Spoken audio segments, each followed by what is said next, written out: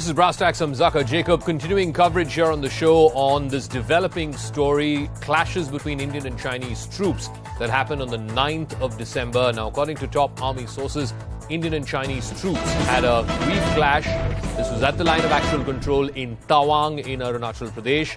The army says the face-off led to minor injuries to a few personnel from both sides, and both sides immediately the area commanders met. There was a flag meeting and disengagement happened within the next few hours after this clash was reported. Sources also telling PTI, the news agency, at least 6 Indian soldiers were injured. They were brought to the field hospital in Guwahati for treatment. Sources also telling ANI, another news agency, that Indian troops gave a befitting response to the Chinese aggression. The number of Chinese soldiers injured is more than that of Indian soldiers. The Chinese had come heavily prepared with around 300 soldiers, but they did not expect the Indian side also to be well prepared. We're given to understand that the attempt by the Chinese was to try and gain height dominance, area domination as it were, before the winter sets in, before the snow sets in fully.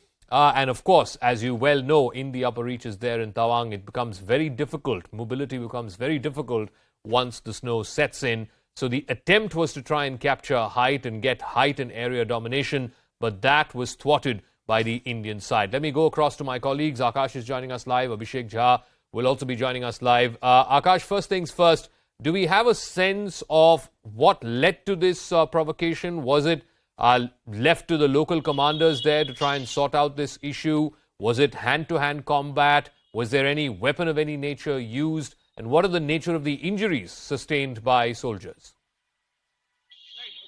First of all, we have got no clarity as to what was the reason behind it, but definitely our defense sources are telling us that, they were large in number and, they were not, they were not ready with the kind of reply they got. Also, talking about the numbers, so 6 is the figure from Indian side. We are learning that at least 6 of our soldiers are injured. But, talking about this particular point, Zaka, so it's this particular area is not an all-weather approach area, and that was the reason why they were looking for the dominance. This is what we have learned.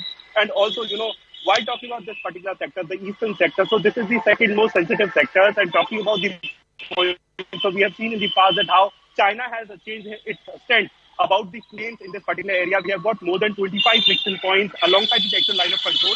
But talking about this particular incident, this has reported, from 9th of December when this has happened, and it is happening after 2 years, because we have seen Galwan, how our brave soldiers laid their lives. And after Galwan, this is one incident where this was a clash that was reported from this particular area of Arunachal Pradesh. Also, Zaka, in 2021, we are learning that similar kind of face-off happened, but this was a minor one. But this time, it was a clash where, both the sides have suffered injuries, and 6 of our jawans are injured as of now, and they have been shifted to the Guwahati hospital. Also, Zaka, this is important to mention that they were large in number. Even then, they have got, more injuries. In fact, we are learning that the number there on their side is more than 10. More than 10 of their soldiers are injured as of now, but this is again not confirmed, and we are looking for some more clarity on this as well. All right, so 6 Indian soldiers receiving treatment at the field hospital in Guwahati, more than 10 injured on the Chinese side. Abhishek is also joining us. Abhishek, the fact that the previous standoff in eastern Ladakh has not been fully resolved in Demchok and Depsang, certainly the disengagement has not happened. On top of that, now you have this incident in Tawang. How is Government of India seeing this? Are they seeing this as a localized incident, or is this further provocation? So, Zaka, if you could just look at this whole incident in a broader perspective. So, this kind of failure has been given by China in the last several months, because we have seen multiple reports of China improving their infrastructural capability along LSC in Arunachal Pradesh. There have been also reports of Chinese village construction where new people are brought in there to become part of that newly constructed villages on the Chinese side. Then there have been reports of many persons infrequently missing from Arunachal Pradesh and the area near LSE, and then being returned by Chinese side after a few days of being detained by the Chinese authorities. So the kind of dominance, the kind of strength that China was trying to build along LSE in Arunachal Pradesh was very much clear in the last several months. And probably this is why when now we are reporting that about 300 Chinese military persons or soldiers tried to ingress. They were pushed back. So this tells us that in Indian side, there was this psyche always that Chinese could do some misadventure anytime. So the preparedness was there. And this is why only that all those attempt to dominate that area was in vain from the Chinese side. And the same thing has happened in Ladakh also 2.5 years ago when Chinese side tried to dominate the area and tried to push Indians beyond the line of actual control. They were the reply they got from the Chinese side from the Indian side was very fierce and very resolute, and that whole contested area remained like line of actual control. However, we have seen a lot of disengagement happening in the past, but not fully disengaged. The both side has not fully disengaged. But the one thing that we'll have to see from here on was, will Arunachal Pradesh Tawang become new Ladakh, where the deployment of arms, ammunition, and troops from both the sides have been at an unprecedented level? Will Tawang also become new Ladakh, or will the flag meeting that has happened between the commanders of both the sides will ease the situation for future? All right, we'll see how the story plays out. For the moment, I want to thank both Akash and Abhishek for joining us. Now, remember, the incident happened on the 9th of December, the details of which are now being made available today on the 12th of December. So it's been 3 days since this incident happened. And Parliament, remember, is in session. So politics has already started over this Tawang clash. Now the Congress party has hit out at the center, saying that the Modi government seems to be mum and doing nothing. It is running away from its responsibilities, even as the opposition seeks answers.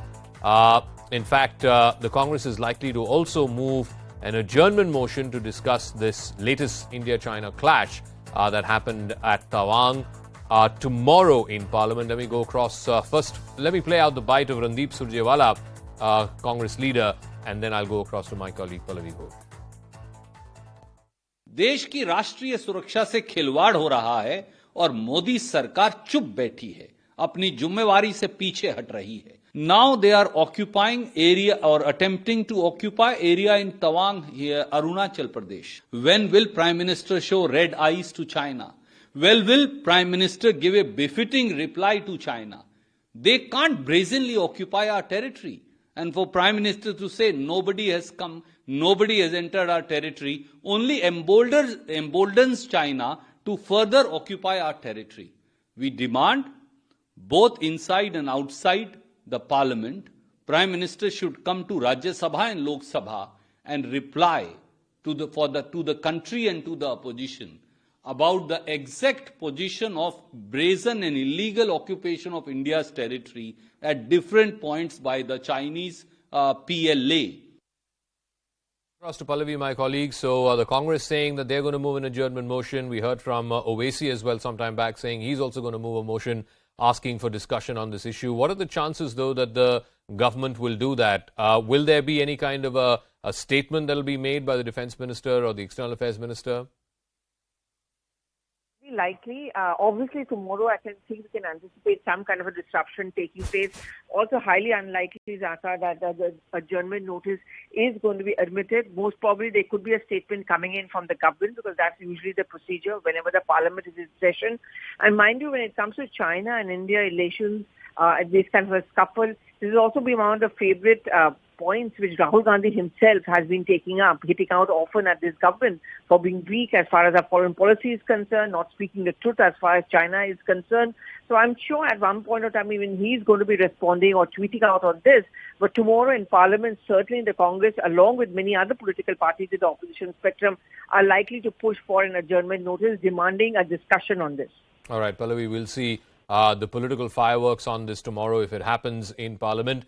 Like Pallavi was saying, it's unlikely that the adjournment motion will get accepted by the chair and there will be any form of discussion. But don't rule out the possibility of a statement by either the Defence Minister or a member of the government, the cabinet. Let's see how that story plays out. Meanwhile, let's open this up to our guests who are joining us. So what is China trying to do here? Is this a localized sort of clash that happened? Perhaps some of the area commanders there being hyper on the Chinese side, trying to get area domination and height domination? Or is there a larger pattern at play? Remember, the standoff in eastern Ladakh has not been fully resolved, so is China trying to send out a signal by what it did in Tawang? Major General retired V.K. Datta is former ADG Territorial Army. Will be joined by Lieutenant General retired Shankar Prasad, former DG of Infantry. Lieutenant Colonel retired Anil Dahoon is a defense analyst and will be joined by Aina Tangent, political commentator from Beijing.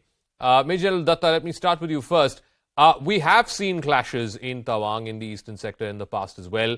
They range from minor clashes, including the one that we saw in October of 2021, to, of course, really major incidents like what we saw in Samudrongchu in 1986. The point being that how do we see this latest incident? Is it a localized clash that was quickly contained by both sides? Or is China, given that the situation in eastern Ladakh is still ongoing, China is trying to send a signal by opening a new front in Tawang?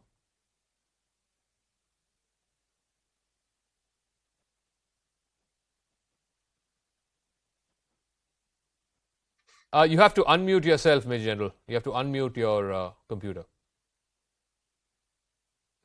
Okay, now can you hear me, please? Yeah, go ahead.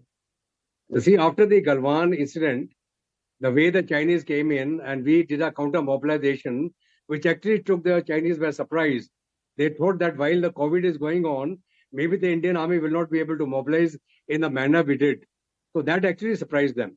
And since then, the Indian army has upscaled our entire deployment along the entire frontage of the LAC, be it the Ladakh sector, the middle sector, or the eastern sector. And therefore, what has happened now in Arunachal, we have been anticipating this and we were ready for it. And we have been ready. We have been keeping the Chinese under surveillance. And the moment of the movement of the Chinese army was detected by our forward troops, we immediately mobilized our troops to go and have a face-to-face with them and stop them physically on the place where they were trying to intrude. Okay. And if you recollect what they did in Galwan with the spiked batons and whatever, this time the entire frontage, as far as the Indian army is concerned, is fully prepared for the Chinese in any kind of face-off, whether it's a push and a shove, whether it comes on to clubbing each other. So we are fully ready. Let me ask Colonel Dahoon. The issue, sir, is that after Galwan, Lieutenant Colonel, after Galwan, clearly, as General Datta was saying, both sides are very, very clearly in a state of heightened alert, no doubt about it. One good thing, perhaps, silver lining in this Tawang incident is that all the injuries so far seem to be minor. It seems like it was hand-to-hand combat and no weapons of any lethal nature were used. But having said that, it also highlights the propensity of any clash flaring up, whether it is a localized clash or if there is a larger design. How would you read what happened in Tawang 3 days ago? See, the thing is that what happened in Tawang was again a feeler by the Chinese trying to see how well are we poised in that sector. They sent in a feeler, we countered it. Mm-hmm. And therefore, we know that we are fully prepared for it. But you are absolutely right. Any situation, a flare-up, a push and a shove, while we all carry weapons, the weapons are carried with their barrels down and the strong arm behind the back. But in any critical situation, any one individual, any one soldier getting excited on his own can lead to a situation where there may be a face-off and it can lead to an escalation. Therefore, the Chinese must realize that while we have a convention of no firearms to be used, but we should not also wish away a mishap. Mishap can happen. Okay, let me ask General Shankar Prasad. One of the problems in the Eastern Ladakh situation was there were agreements. There were agreements that China had signed upon, 1993 agreement, the 2006 agreement. But both of those agreements were overlooked by the Chinese, and that's how incidents like Galwan happened. By doing what it has done in Tawang, is China also trying to weaponize that entire eastern front now in a way that today we have 50,000 troops on either side of the LAC in Eastern Ladakh? Are we looking at a situation where we'll have to have that kind of number of troops in Tawang as well on what could be a hot situation across the LAC there? Zaka, the problem is very simple and straightforward, which Indian government and the Indian military fully understands. First of all, the problem is starting by the saying that the borders are delineated, are not properly delineated. There's an issue about perception of the borderline. We have a certain perception. They call themselves a different perception. Why is this perception not meeting? The simple reason is because they work on their maps, which the scales are different. We work on our maps, which the scales are different. Therefore, we have tried our best over the last 20, 25 years to come to a common scale of maps. But China doesn't want to resolve this issue of the border delineation. China wants to continue. What I would like to say today to everyone listening to this show, that only single point agenda with China today is to delineate the border and decide once and for all. Otherwise, all these agreements of 93, 92, and 96 are going to be irrelevant. The simple fact is that China is not interested in resolving this border issue. They want to keep it stronger and more alive. They think that some point in time the Indian army can be overcome, the Indian political establishment can be overcome, and they will get their way through. But they're failing to understand.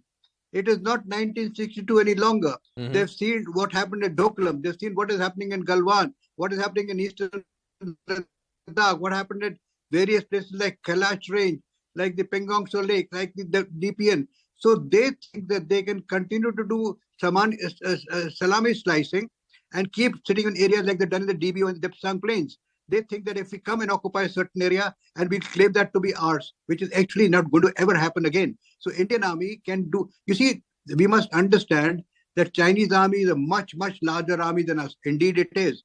But at the point of contact, at the point of military contact, at the tactical strategic military contact, we are able to muster the equal military power as they can.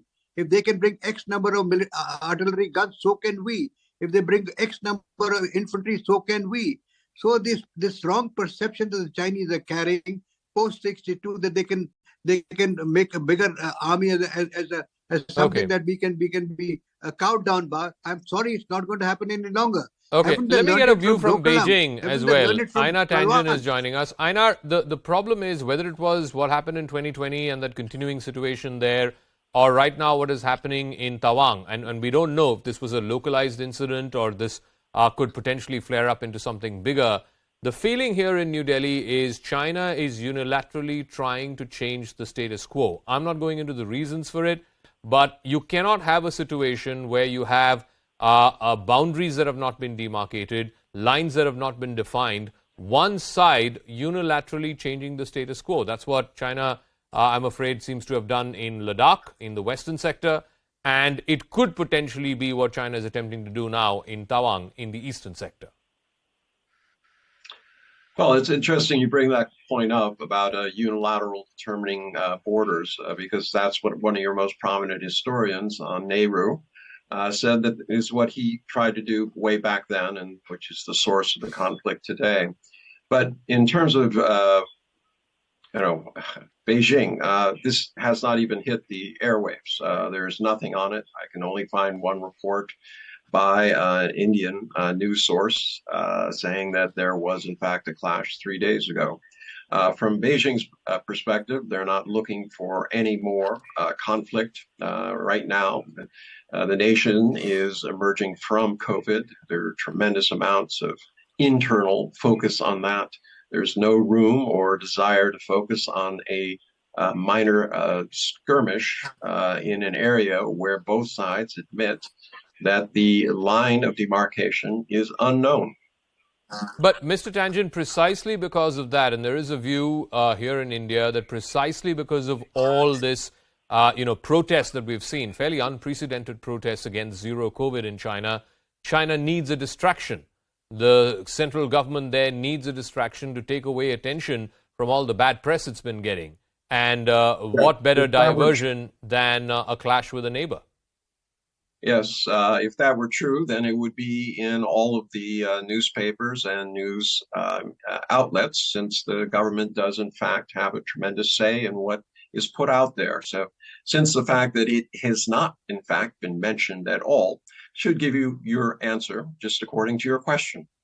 Okay. Before I go to Colonel Dahoon, I'm getting more breaking news. This is, again, the political aspect to this Tawang clash. Now government sources saying, remember, Parliament is in session, so questions will be asked of the government by opposition MPs. Government sources on the opposition plan of raising adjournment motion tomorrow in Parliament on Tawang. Government sources saying they've never dithered away from any discussion or question on China. The government is prepared with all the facts of this incident. A call will be taken tomorrow on whether or not the Raksha Mantri or any other senior minister should make a statement on the floor of the House before the fate of this adjournment motion is decided. Arunima has more details. So the fact that, and I think this is what Surjewala, Mr. Owaisi, etc. have been pointing to, that this incident happened 3 days ago. Parliament has been in session. How come the government has not informed Parliament yet? Yes, and one of the criticisms of the Narendra Modi government from the opposition side has been that you haven't been tough enough on China. You don't even take the name of China when it comes to talking about national security issues. And they've made it very clear, Asaduddin Owaisi, Manish Tiwari, they're all making it very clear that on the floor of Lok Sabha, they are going to ask for details on what has happened in Tawang, the details of that. So when I asked senior government functionaries about what the plan is, whether the Raksha Mantri will take the Lok Sabha and the Rajya Sabha into confidence, what I was told was that, as far as facts of the matter are concerned, of course, the government is prepared, but the political call on whether that statement should be made, the suo moto, or a little more time should be taken, and then a statement should be made, that call hasn't been taken yet. Maybe tomorrow morning or later in the day, we will have more clarity on whether Raksha Mantri briefs the lower and the upper house. All right, we'll leave it at that. Let me go back to our guest, Lieutenant Colonel Dahoon. It's not just for tactical or military reasons why the Chinese keep going on and on about Tawang. It is also important from being a spiritual center for Tibetan Buddhism. I believe the Tawang Monastery is one of the holiest shrines in Tibetan Buddhism, and therefore the Chinese have been calling Tawang as part of southern Tibet. Politically, do you see this issue coming back on the front burner, as it were, now that this clash has happened, or do you see this as part of routine skirmishes that keep happening in this area? Thank you very much for giving me an opportunity. Good evening to you and good evening to all the panelists. I don't want to get into the religious aspect of it because being a veteran and having served in infantry for so long, I will not get into the religious part. A skirmish is a skirmish at the border. Soldiers getting injured, soldiers getting killed, and then we do a knee-jerk kind of reactions. Now, allow me to go back a bit. On 19th June 2020, we gave a clean check to China. ना कोई घुसा है, ना कोई घुसा हुआ है, और ना ही किसी ने हमारी पोस्ट ली हुई है. The trade increased with effect from 2020 today is by more than 65% if my figures are right. Now we keep coming up with funny kind of statements that this is not LAC, this is not LOC. These are perception lines. What are we talking? We are soldiers. If starting from 1947, if our perception is not clear that what is the LAC or what is the LOC, then we should have packed our bags and we should have gone home. We should not have been there in uniform for whatever number of years we have served. There is no perception line. It is well defined by the geographical features, the alignment of LOC or LAC on ground. Let's not get into that these are perception lines. These are not. I'm sorry, these are not. So why do you think these skirmishes then keep happening from time to time? The Chinese patrol into what we perceive as our territory, and we patrol into what the Chinese perceive as their territory. Yes. Why do these skirmishes keep happening then? I'm coming. Now, because I don't know what has gone wrong and whom to blame for it. Is our foreign policy and diplomacy in place today? Is there any clarity on what has happened in Galwan after 16, 17 rounds of disengagement? Why the government is not saying that Chinese troops are still inside, 12 kilometers inside? Now, when we try to cover up at our end diplomatically, now the perception which goes to the foreign land is that they are trying to save their skin. They are doing a face-saving act. And the latest is this incident happened 3 days back. Why everything was quiet till the time it came in social media? Either the government should say that they were not aware. As a veteran, I'll accept, fine. They were not aware. But if they were aware and parliament is in session, can anybody justify why they did not take the parliament into confidence or the country in confidence. Okay. Listen, sir, I will request you, when we talk about these skirmishes, it is not, hand-to-hand fight or throwing stones at each other. It is an action where our sovereignty of our country is getting compromised on daily basis. Let's not hide behind a national security thing and say that we cannot disclose it. You better disclose it, because the sovereignty of the country is under question mark. Okay, let me go back to Major General Datta, because what people are trying to get a sense of is, we have had this situation in Eastern Ladakh. There it's clear that China was unilaterally trying to change the status quo. Now you could argue, the Chinese say that India was building infrastructure, therefore something needed to be done to stop that. Now I'm not getting into the details of it or the reasons for it. Fact is that one side unilaterally tried to change the status quo. Here in Tawang, given all the past history, and of course there was 62 as well, and Tawang was a major theatre in 62, do you see this as a localized skirmish by the area commanders there trying to get height domination before the winter sets in, before the snow fully sets in, because after that you're pretty much immobile for the next 3 months there in those icy heights?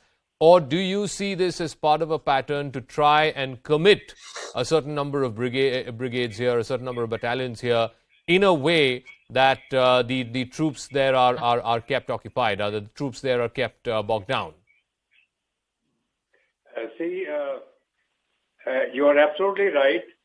After Galwan, there have been minor issues in the eastern sector. That is basically the McMahon line sector, which we talked about, where the Chinese do not actually agree to that McMahon line.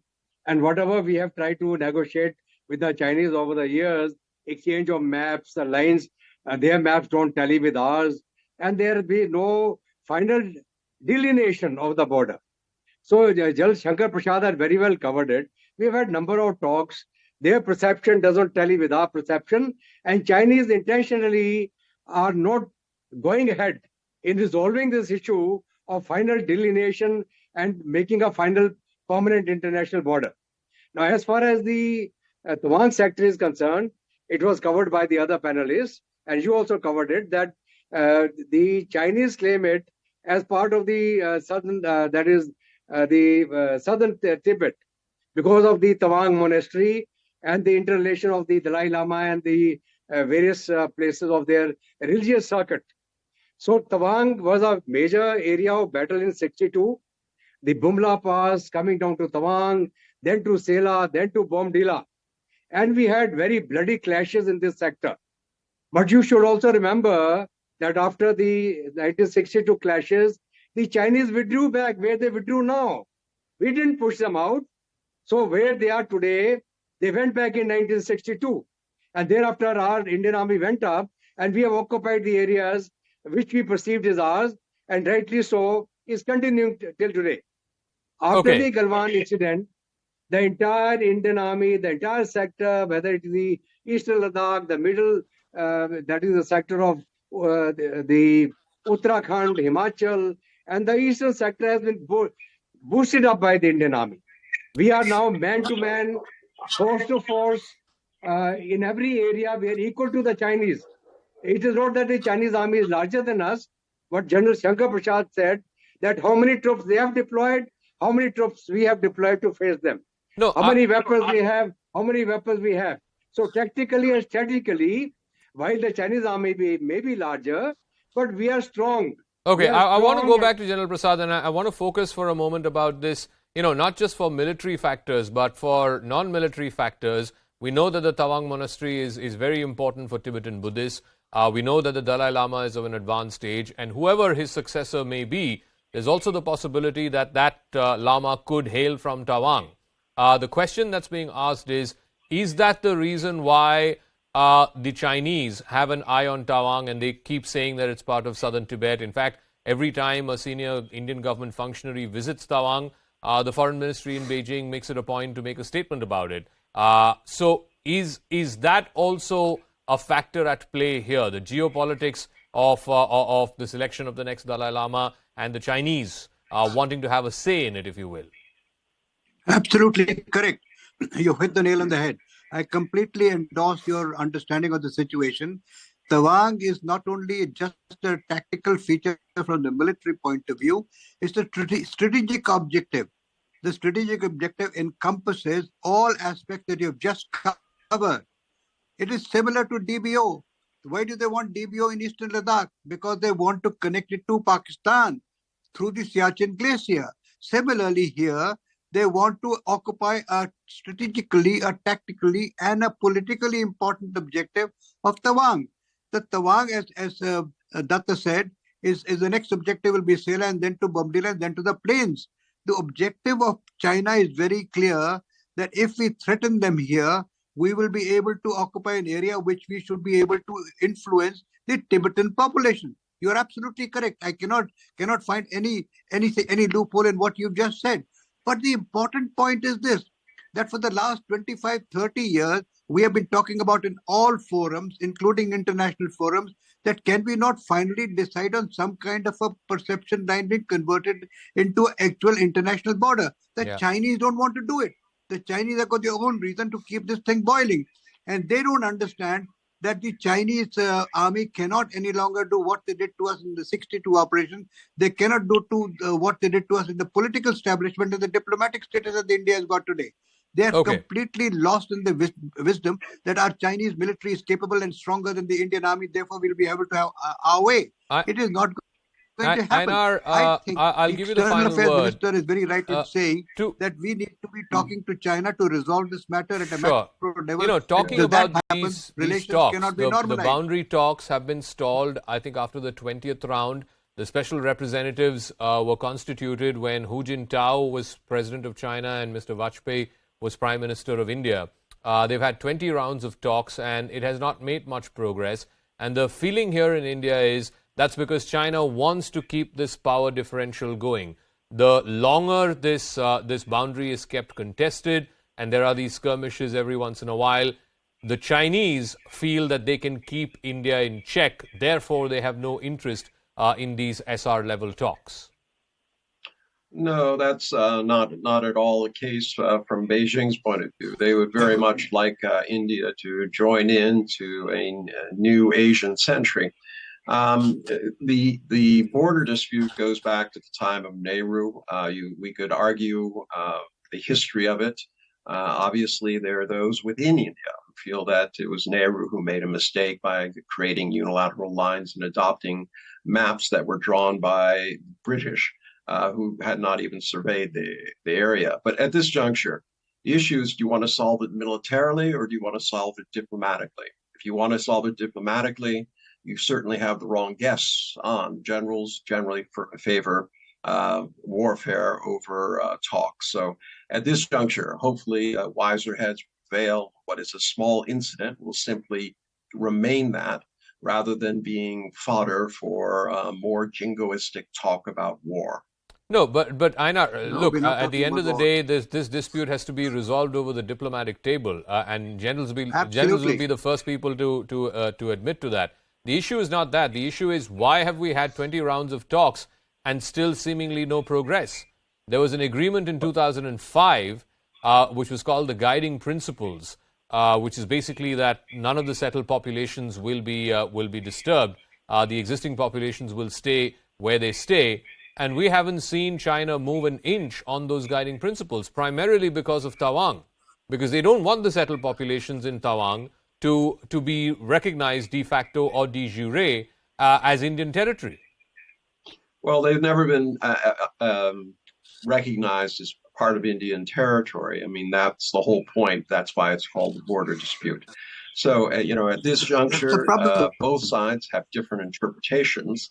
It's going to have to be settled by diplomatic means. From Beijing's point of view, it's India who's recalcitrant, who does not want to admit that there was a historical mistake, a defeat in 62, and is for the public perception. They don't. India does not want to be seen backing down, and I heard that tonight, that there's no backing down, that we can meet the Chinese forces man for man, that we're stronger, all this kind of jingoistic nonsense. I think the issue is, I've heard the same thing. The Chinese officials on numerous occasions have said this formally and informally to their Indian counterparts, is they view the boundary dispute. They want to put that aside for the time being and focus on all the other aspects of this relationship. The Indian view is you cannot unilaterally change the status quo and then think that it's business as usual. As the External Affairs Minister said a few days ago in Parliament, it is not business as usual. This is not a normal bilateral relationship. And until this boundary question is settled, or at least the attempt to change the status quo that China made in 2020, that is fully addressed, and you go back to the situation of status quo ante as it existed pre-April 2020, you're not going to have a normal bilateral relationship. And no amount of trade, no amount of billions and billions of dollars of trade is going to help bring this into a normal bilateral relationship. I'm going to leave it at that. Thank you very much to all our guests.